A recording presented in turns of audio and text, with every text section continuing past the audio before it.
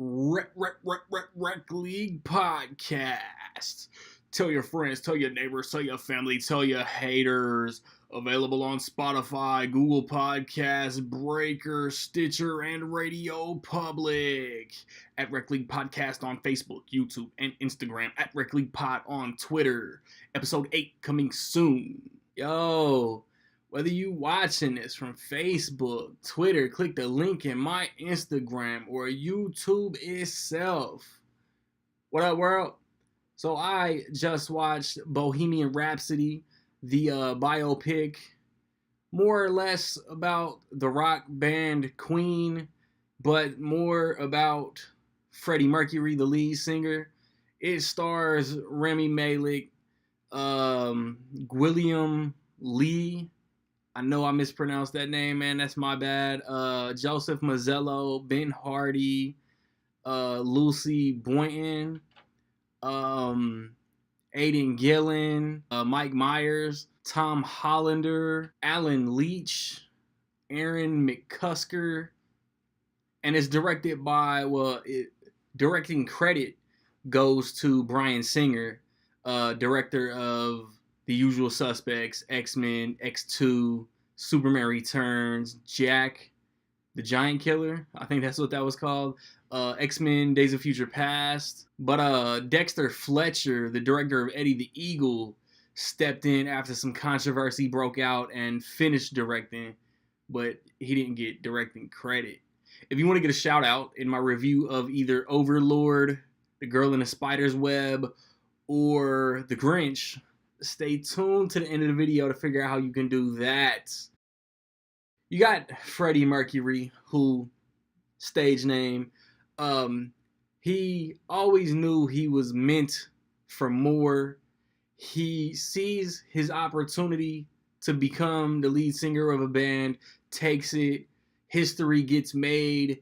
I don't know if you can really spoil a biopic, because you could just Wikipedia, Google the dude's life, and him, as assertive and confident as he is as a musician, personally, he had to go through a lot of self-discovery. I'm telling y'all, like, my favorite part of music movies is when they're in the studio, because it's like you're a fly on the wall watching history being made. And it's so dope to me. And Queen, if you're not even a rock fan, you like Queen songs. Like, everybody likes Queen songs. Like Wayne's World itself, bro. Like, Bohemian Rhapsody is like the most memorable scene. We Are the Champions. Like, no sports team celebrates winning a championship without banging We Are the Champions. And then there's other ones.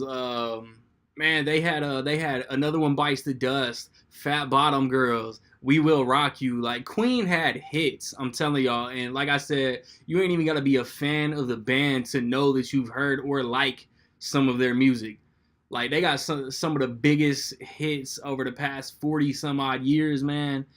And like, Freddie Mercury himself was a wild dude. Like, he knew that he had talent. He knew that he was destined to do it. He was destined to meet his goals.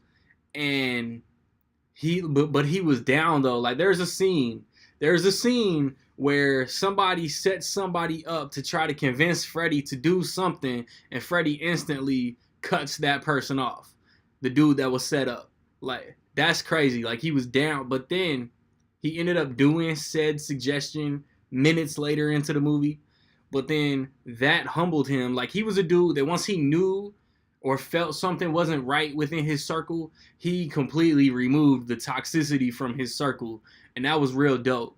His girl, played by Lucy Boynton, was like, I hope that the movie gives an accurate portrayal of their relationship, because no matter what their relationship was at, he was always there for her. You know what I'm saying? Like, he had his own kind of like warped sense of entitlement with her, but he always had her best interest at heart. Like, I like Rami Malek kills it. If Rami Malek don't get nominated, like, that's an injustice. That's an injustice. because he kills it. Like, I love the story. I loved everything musically about it. Freddie Mercury and his self-discovery and what he was into, being true to himself. And then the ending and how it wraps up. And it's tragic, but it really happened. I don't know if it's really much more I can go into. Like, I've always liked Bryan Singer's direction. I don't think it was a weak performance. I feel like there was a Wayne's World. I feel like there was a Wayne's World Easter egg in this movie, because y'all know Mike Myers plays like a record executive, and he's like, "There's no way in bloody hell that teenagers will ever bang their heads to Bohemian Rhapsody."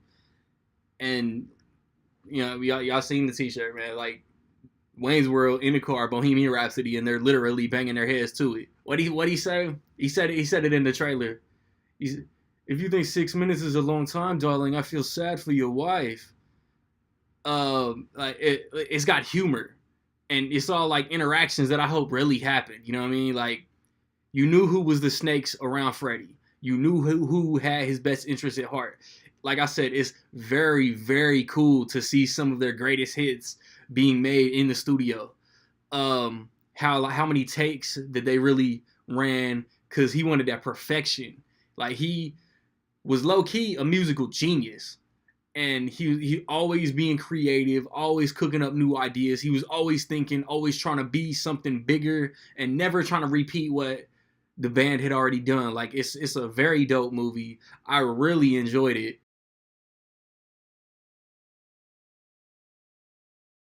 And with all that being said, man, in my opinion, I will say that Bohemian Rhapsody is dope. Have you seen Bohemian Rhapsody, and what did you think about it, man? Positive, negative, somewhere in between? Let me know. If you want that shout out in my review next weekend, whatever I review first, I don't even know what I'm gonna watch first. How much is Bohemian Rhapsody gonna make opening weekend, man? Be the first, be the closest. Get your guesses in by noon Central Time Sunday, and you will get shouted. I've recently posted reviews for Halloween, Goosebumps 2, First Man, Bad Times at the El Royale, and Daredevil Season 3. Rec League Podcast, Episode 8, coming soon. I hope that y'all watch the first 7 or listen to the first 7 episodes. It's all appreciated, man. Like, subscribe, comment. Find me where you find me, man. Don't know where to find me. Watch these credits. Peace.